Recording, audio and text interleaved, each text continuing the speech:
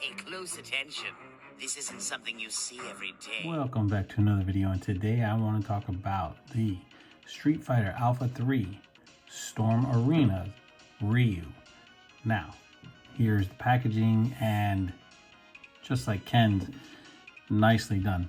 I've had this guy for about a week now, just now getting to him, so I do apologize, but here's the packaging, very nice looking, and then here's Ryu on the side. It says Street Fighter Alpha 3 on the side right here. On the back, we have some promotional images of the figure itself, and then of course same thing on the other side, and then legalese on the bottom.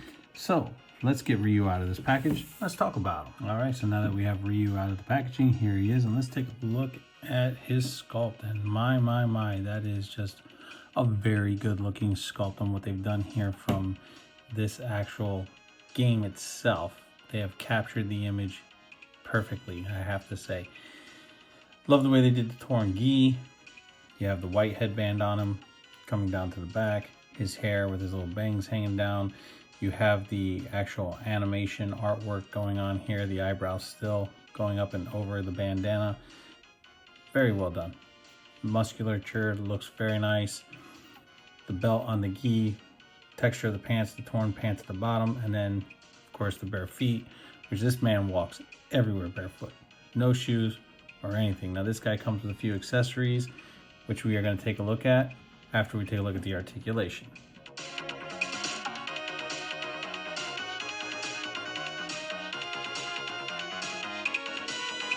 All right, so before we get into taking a look at the accessories, before we get into taking a look at the comparisons to Ryu, I just want to talk about his accessories really quick. So he comes with 2 fists, he comes with 2 sets of Hadouken hands, comes with the nifty stand parts right here, and then you have the stand itself with the Hadouken.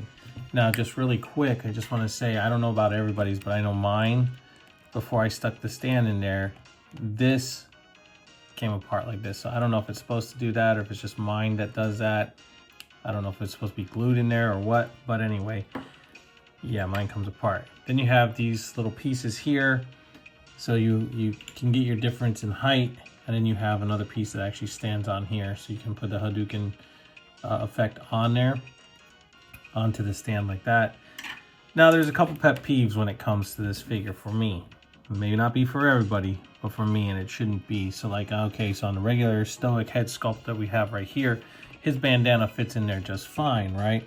The tassels do. So there's nothing, wrong with that. And they move, they swivel and everything else. Now this one here, and I've changed them both out, this does not go in all the way. So it's like they didn't drill the peg hole out far enough for the peg to actually fit in there. So when you put this in, it kind of sits out like that. And then you move it. So you want to be careful because this will fall out. I don't know, you take something and kind of Dremel it out or something to get in there to make it go in a little bit, make it, hollow this out a little bit more so you can actually get this peg to seat in there.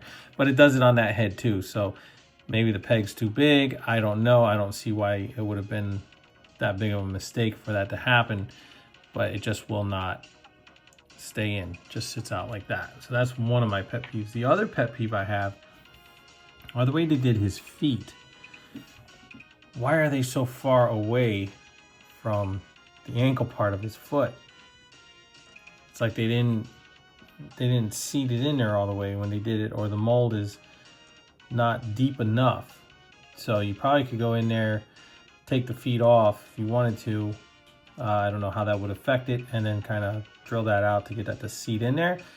I don't know. I'm not that kind of guy to do that stuff, so I'm not going to mess with that. I'll leave it the way that it is. That's just one of their, mess ups, I guess you could say. But overall, besides those couple of things, it's a great figure. Now, let's get into some comparisons and see how he actually compares to a couple other figures that I have out. So starting off, we have Jada's Street Fighter 2's Ken, and then we have Jada's Street Fighter 2 Vega. As you can see, they all go together. Now, once again, older Ken, younger Ryu, whatever the case, however you want to do it. But Vega will fit in no matter what. So with the older Ken, I mean, you can have them fight whoever or however. But this is what I'm talking about. Hold on a second. Let me get these guys out of here. Hold on. And then we have next, we have Storm Collectibles Ken. Now, looking at Ken's feet, the reason I want to say is see how they seat down in there a little bit further. Yeah, you have a little bit of gappage here. They're not as tight, but they don't sit way up floating like that. That's what I'm talking about. So, yeah, I don't know if you got to heat it up to push them in, whatever the case is, but it just doesn't work. That's how he compares to the Collectibles Ken. And then we have Jada Toys Shaggy. And last but not least, we have the Mezco 112 Art the Clown. As you see, Ryu can fit in anywhere with anybody, anyhow, any way, to actually put him wherever you want him to go. So there's your comparisons with other figures.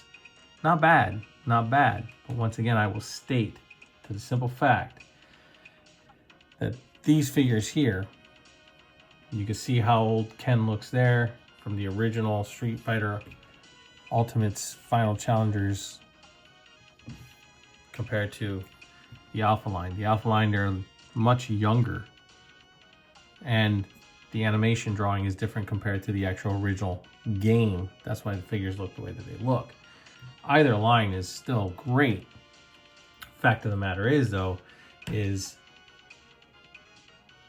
both companies are doing a fabulous job on making these figures. It's your choice on what you want to collect. Collect them both, put them however you want to do. That's up to you.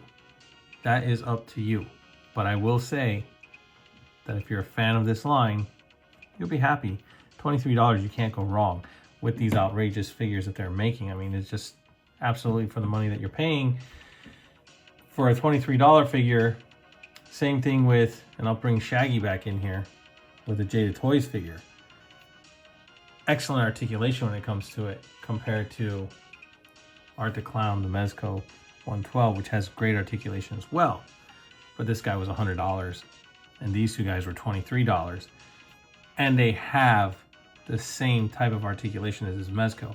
Yeah, they may not have the soft goods on there, or the cloth, but the articulation, the detail, everything is spot on when it comes to these guys for the price that you're paying. You may not get tons of accessories like you do with art, but that's the thing.